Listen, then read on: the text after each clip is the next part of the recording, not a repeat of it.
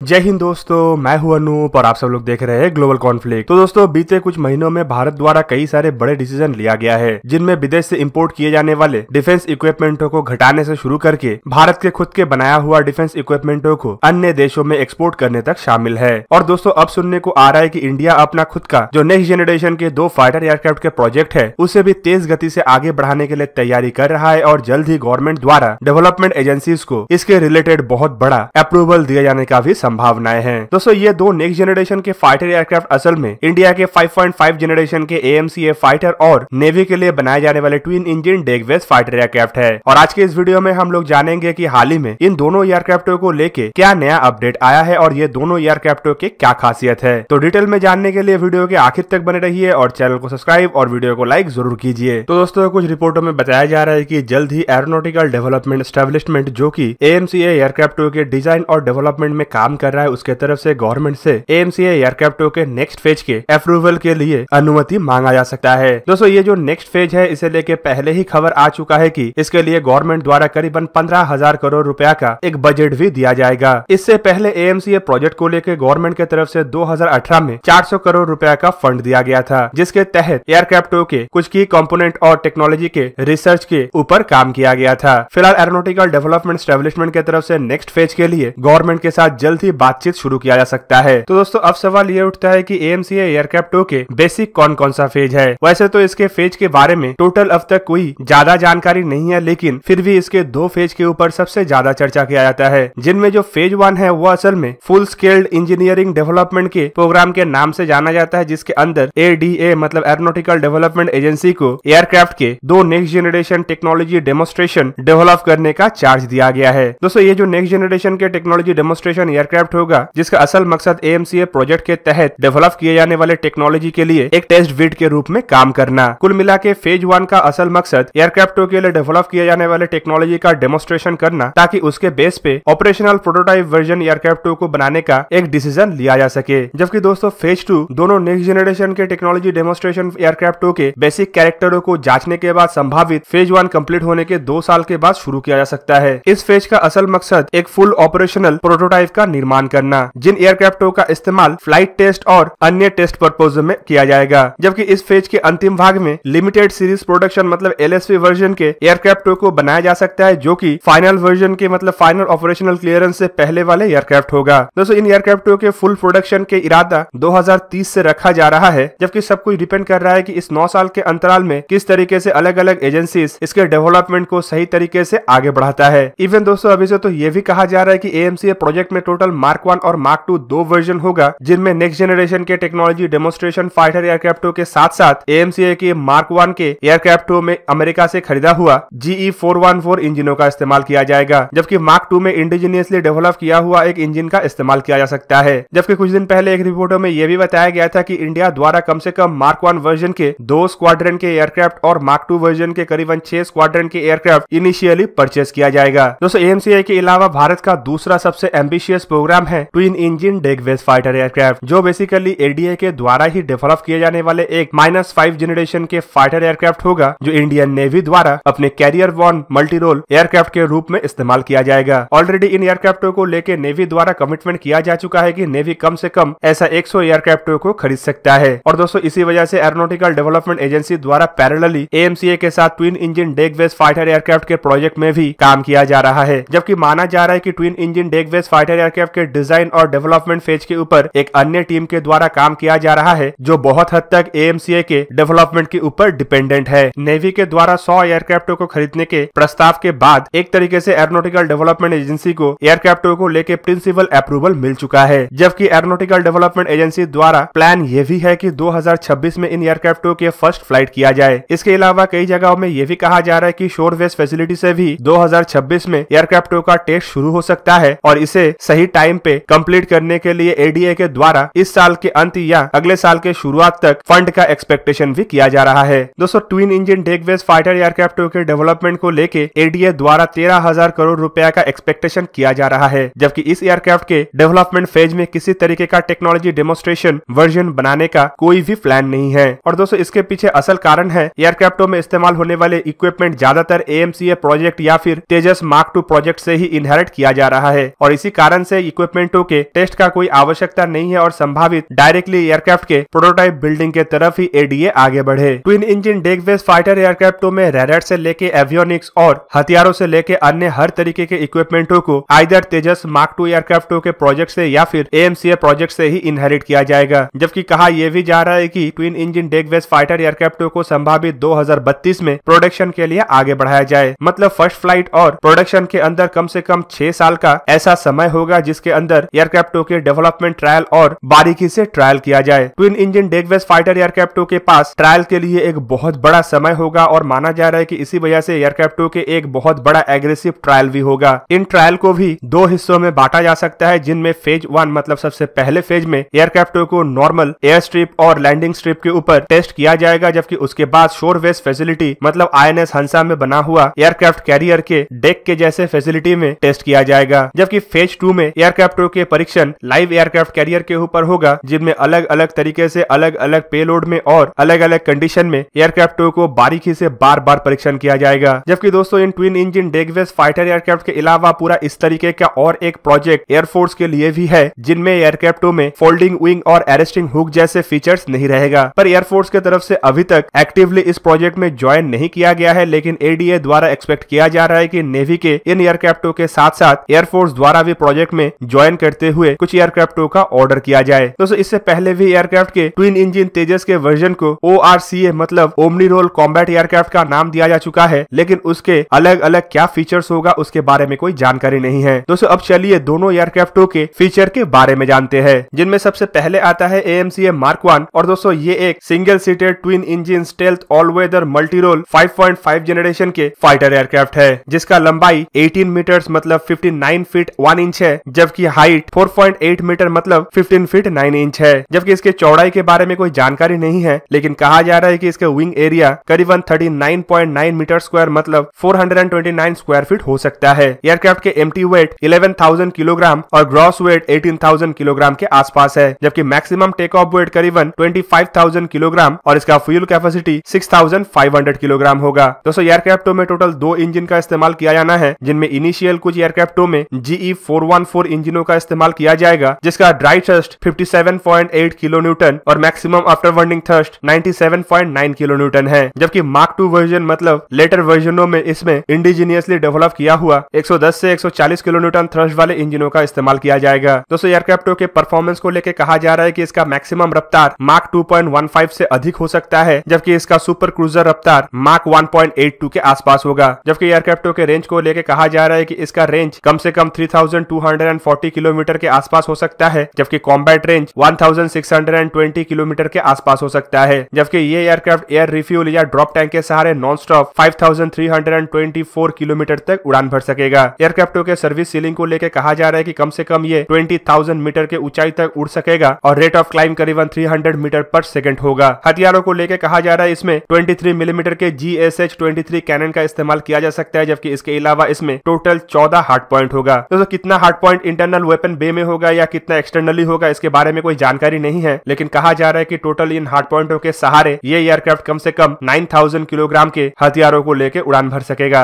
जिन हथियारों में रॉकेट से शुरू करके एयर टू एयर मिसाइल और एयर टू ग्राउंड मिसाइलों से शुरू करके अलग अलग तरीके के बॉम्ब शामिल होगा। दोस्तों एयर टू एयर मिसाइल में इसमें अस्त्र IR, अस्त्र मार्क 1, अस्त्र मार्क 2 और अस्त्र मार्क 3 जैसे इंडिजीनियस मिसाइलों को लगाए जाने का बात कहा जा रहा है, जबकि एयर टू ग्राउंड रोल में भी इसमें ब्रह्मोस NG, स्टंट मिसाइल और रुद्रम 1 जैसे इंडिजीनियस मिसाइलों को लगाया जाएगा। बॉम्ब्स के रूप में इसमें भारत के द्वारा बनाया हुआ नेक्स्ट जनरेशन सुदर्शन बॉम्ब और हाई स्पीड लो ड्रैग के 100, 250, 450 और 500 सीरीज के बॉम्ब्स तो रहेगा ही, साथ में DRDO द्वारा बनाया हुआ ग्लाइड बॉम्ब और स्मार्ट एंटी एयरफील्ड वेपन भी शामिल रहेगा। जबकि इसके एवियोनिक्स के बारे में अब तक ज्यादा कुछ जानकारी नहीं है, लेकिन माना जा रहा है कि इसमें Uttam active electronic scan array radar के साथ साथ आधुनिक जनरेशन के multi functional touch screen, IRST facilities, radar warning receiver, self protection jammer, laser warning receiver, missile warning shoot और अत्याधुनिक इलेक्ट्रॉनिक वॉरफेयर इक्विपमेंट रह सकता है। दोस्तों अब चलिए twin engine deck based fighter aircraft के बारे में जानते हैं। दोस्तों ये एक ट्विन इंजन के carrier based multi role combat aircraft है, जो कि बेसिकली एक क्रू मेंबर के लिए ही डिजाइन किया गया है। इसके खासियतों के बारे में ज्यादा जानकारी पब्लिक में नहीं है, लेकिन जितना जानकारी पब्लिक फोरम में अवेलेबल है उसके मुताबिक एयरक्राफ्टों के लंबाई 16.3 मीटर मतलब 53 फीट 6 इंच के आसपास होगा, जबकि इसका विंग स्पैन 11.2 मीटर मतलब करीबन 136 फीट 9 इंच के आसपास होगा और ये कैरियर ऑपरेशनों के लिए फोल्ड भी किया जा सकेगा। जबकि एयरक्राफ्ट के वजन के मामले में खाली मैक्सिमम टेक ऑफ वेट के बारे में ही जानकारी है और इस जानकारी के मुताबिक ये करीबन 26,000 किलोग्राम के आसपास हो सकता है। एयरक्राफ्ट में AMCA जैसे ही GEF 414 इंजनों का ही इस्तेमाल किया जाएगा। एयरक्राफ्ट के परफॉर्मेंस को लेकर अब तक जितना जानकारी पब्लिक किया गया है उसके मुताबिक इसका मैक्सिमम स्पीड मार्क 1.6 के आसपास होगा, जबकि सर्विस सीलिंग 18,000 मीटर के आसपास होगा और ये एयरक्राफ्ट +8G से लेके -3G तक दबाव को झेल सकेगा। एवियोनिक्स के मामले में फिलहाल एयरक्राफ्टों में इस्तेमाल होने वाले active electronic scan error radar के बारे में ही जानकारी पब्लिक किया गया है और संभावित तेजस मार्क 2 और AMCA में इस्तेमाल होने वाले कई सारे अन्य इक्विपमेंटों को भी इसमें शामिल किया जाए। तो दोस्तों ये था आज का वीडियो। अगर आपको वीडियो अच्छा लगा तो इसे लाइक कीजिए और मेरे चैनल को सब्सक्राइब कीजिए और साथ में बना हुआ बेल आइकन को भी प्रेस कर दीजिए ताकि आप मेरा वीडियो देख पाए सबसे पहले। जय हिंद।